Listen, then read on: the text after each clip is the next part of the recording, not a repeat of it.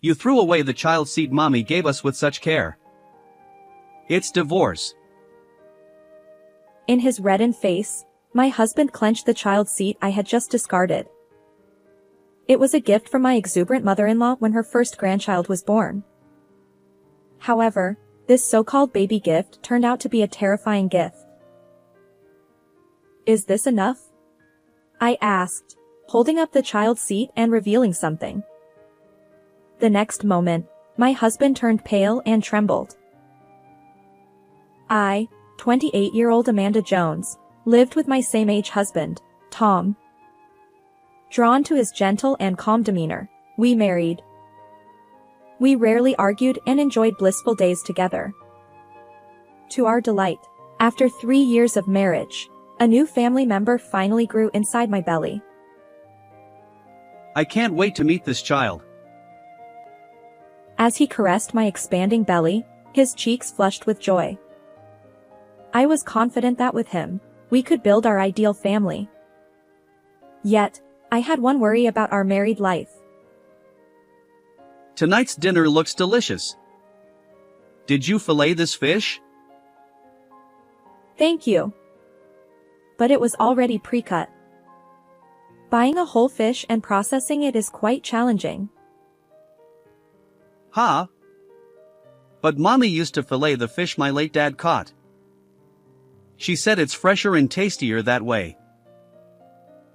One evening, as Tom commented on the meal laid out on the table, I raised an eyebrow. My concern was Tom's mindset. Although he had no other flaws I noticed before we got married, he turned out to be a classic mama's boy. He'd often bring up his mother, saying her cooking had more substance or their home was tidier. I was initially surprised. I felt it was inappropriate to compare me to his mother, so I would gently remind him each time. I'm not your mom, it's rude to compare. Yet, even after 3 years, he didn't fully grasp why this behavior was problematic. It seemed he genuinely didn't understand what was wrong. Sorry. I just remembered the past. He must have sensed the shift in the atmosphere. As Tom hurriedly apologized and began eating, I sighed softly. Compared to when we first got married, my husband has improved somewhat, but he still makes these kinds of remarks unexpectedly. To make matters worse, my mother-in-law adores her precious son. And she doesn't seem to care for me, the one who stole Tom from her. Hello. Amanda. I received something nice, so I'll give it to you. One day, my mother-in-law Sylvia suddenly visited our home and handed me a well-packaged box of lobster. With an insinuating smile, she held it out, and I shook my head, feeling frustrated. I'm sorry. I've mentioned this before, but I can't eat lobster. Oh. But I brought it all this way. You don't have to refuse. How rude. Amanda has a shellfish allergy. Mommy, you're still forgetful. Unaware of Sylvia's feigned sadness, my husband patted her shoulder with a smile. Then Sylvia looked back at him, in high spirits. Is that so? Oh dear. Amanda. I apologize. Shall we enjoy this together, Tom and Mommy? Despite her cheerful tone, Sylvia shot me a wicked grin. Before this incident, she'd intentionally brought me crabs I couldn't eat or criticized my lacework, claiming it lacked taste. She'd been subtly harassing me since the beginning of our marriage. And because she did it behind my husband's back, even when I tried to explain to Tom, he defended her. Honestly, Mommy doesn't mean any harm. I sighed yet again, watching Sylvia and Tom chat happily. Fortunately, we lived a bit apart, so her visits were rare, and I could still tolerate it. However, everything changed after I gave birth. Oh my. Such an adorable child. Looks just like Tom. A few days after delivering a healthy baby boy, Sylvia visited the hospital with a sparkling expression. Clearly, the existence of her first grandchild thrilled her. Despite never offering me a word of sympathy, she visited the hospital daily, bubbling with excitement. I want to choose a name for this child. I've come up with several options. As she pulled out a notebook and began enthusiastically discussing names, I felt thoroughly exasperated. Meanwhile, my husband, naturally, welcomed her with joy rather than caution. Thanks to this, even after leaving the hospital, she continued visiting our home almost every day, eager to see her grandchild's face. Liam. You know. There must have been a better name. But we put a lot of effort into choosing a name. Sigh. Well, at least the fact that this child doesn't resemble you is a relief. It seemed she was dissatisfied that her suggested name hadn't been accepted. No matter how much I explained that Tom and I had already decided beforehand, she remained unconvinced and grew to dislike me even more. She'd say hurtful things behind my husband's back, like, "You'll never be a good mother," or, "This child is unfortunate being with you." It was exhausting. With the added stress of first-time parenting, enduring this daily became unbearable. And despite my struggles, Tom would happily share stories about his mother, which only fueled my frustration. Building a happy family like this is impossible, I thought. Determined to find a solution, I decided to take action. But just then, a decisive event unfolded. It was a weekday afternoon, and I was at home with Liam when my mother-in-law, Sylvia, paid her usual visit. She handed me a large box, which, from the photo on it, appeared to be a child's seat. This is a belated baby gift for Liam. Please use it. We wouldn't want anything to happen to dear Liam, would we? Well, I have some errands to run today, so I'll take my leave here. Uncharacteristically, she promptly left after I accepted the gift. While I appreciated the gesture, past experiences left me suspicious. Could she be up to something? As I examined the box more closely, I noticed unmistakable signs of prior opening. Wait. This has been opened once. With the growing conviction that something was amiss, I carefully opened the box and retrieved the child's seat. At first glance, it appeared unremarkable, but I decided to double-check by unzipping the cover. What I saw left me utterly shocked, and I couldn't help but cry out, "What on earth is this?" Without hesitation, I scooped up Liam and headed for the garbage disposal area. My purpose was clear: to discard this child's seat. Now I can finally breathe, I thought as I left the box at the trash site. But just as I was about to contact Tom to explain the situation, my phone in hand, he burst onto the scene. Hey! What are you doing? Mommy gave us that child seat. Startled, I turned to see my husband rushing toward me. Apparently, he'd finished work early and caught me in the act. He continued, bewildered. I received an email from Mommy saying it was a baby gift. His gaze shifted between the child's seat and me, as if unable to believe what he was witnessing. I'm sure in his eyes, I appeared to be a terrible wife who discarded the baby gift we had just received. My husband's face turned bright red, and after a few seconds of silence, he finally shouted. You threw away the child seat Mommy gave us. It's divorce. I stared at him, then retrieved the child's seat from the box. Is this enough? I asked, forcefully opening the cover to reveal its contents. Tom gasped and turned pale, trembling visibly. I've said it many times, but your mom has been unkind to me.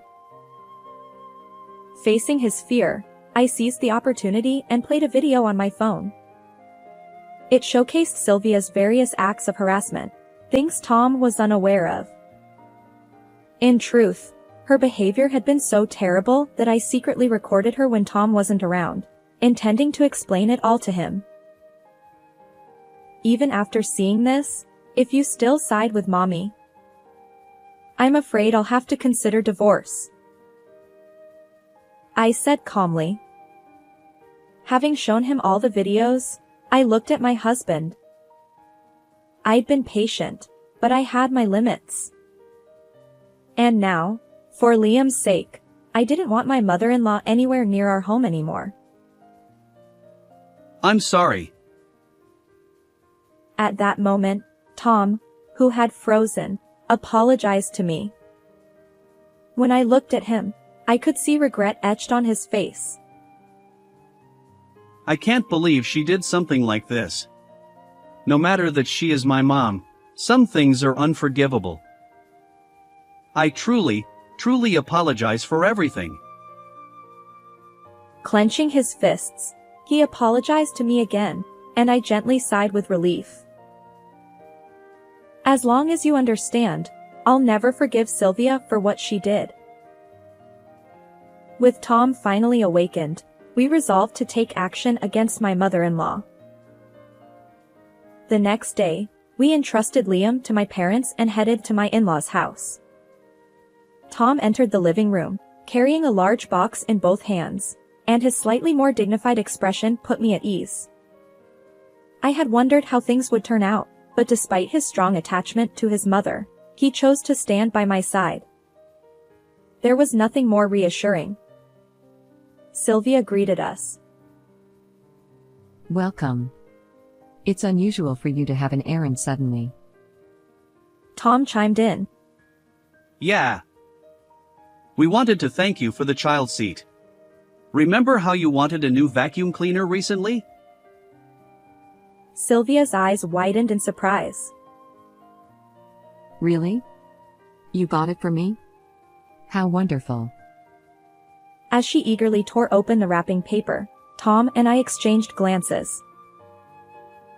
We visited my in-laws' house with a clear purpose: to deliver retribution. After all, given the way my mother-in-law had treated us, there was no way we would give her a gift. As soon as she opened the box, her scream echoed through the living room. And no wonder. It wasn't a vacuum cleaner inside. It was the child seat she had given us the day before, covered in a multitude of maggots. What kind of sick joke is this? She exclaimed. I confronted her as she frantically closed the box. Of course, neither my husband nor I had orchestrated this. When I checked the gift, the maggots were already swarming beneath the cover. In other words, these maggots were her intended gift to us. We initially considered discarding it, but then we thought we'd replace the box and return it to you with the zipper open. How does that feel? My mother-in-law exclaimed, her voice shrill. But she had the audacity to plead innocence, shaking her head. Her gaze shifted toward Tom, seeking his help. However, Tom was no longer the son she remembered. He had changed. Such excuses won't work, he said quietly, staring her down. Clearly caught off guard, she opened her mouth in shock. Taking a deep breath, Tom continued. I visited the fishing supply store where Dad used to go. The manager confirmed that you had purchased a large quantity of maggots. Perhaps she never expected her beloved son to turn against her. Wide-eyed, she seemed on the verge of saying something, but Tom's stern expression silenced her. And, as if to drive the point home, Tom glared down at her. Tell the truth, he demanded. Stiffening, my mother-in-law eventually slumped, defeated. But Liam is so adorable. She stammered. It seemed her love for her grandchild had grown to the point where she wanted to see him every day, even raise him herself. So, without my noticing, she decided to send us a child seat infested with maggots. Even so, why would you endanger Liam like that? What if he got seriously ill? I retorted. Before using the child seat, when the maggots multiplied inside, I planned to pretend I discovered it. According to her, my management was sloppy, and she couldn't entrust me with this responsibility. She even intended to use this as a reason to take custody of my son.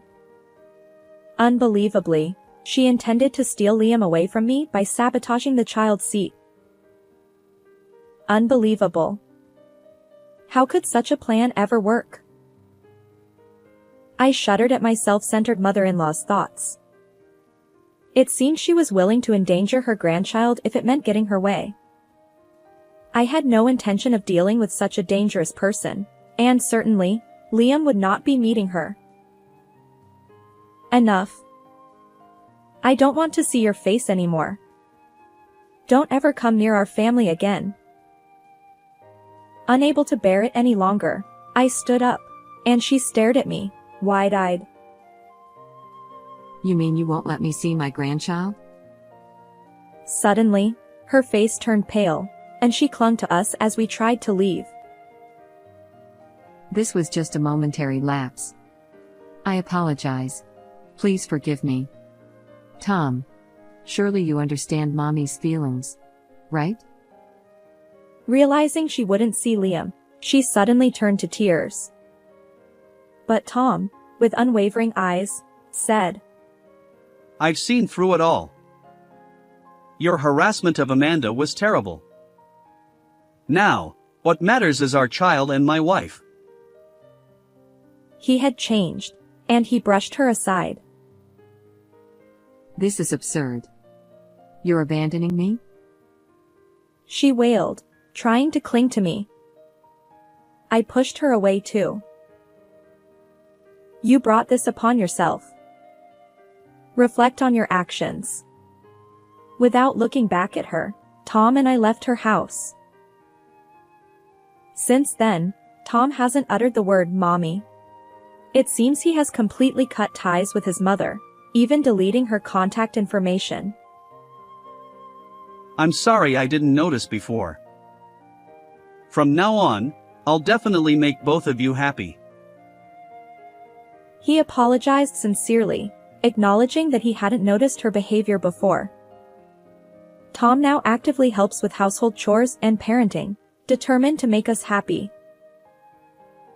Meanwhile, my mother-in-law couldn't let go. She continued visiting our home, pounding on the door and shouting. Let me see my grandchild. But Tom didn't hesitate. He reported her to the police. After explaining the situation, a restraining order was issued against her. As a precaution, we moved, severing all ties with her. Tom, who has grown even more dear to me, and our adorable Liam, we're determined to build happiness together. How did you find this story? Don't forget to subscribe to our channel. Until next time.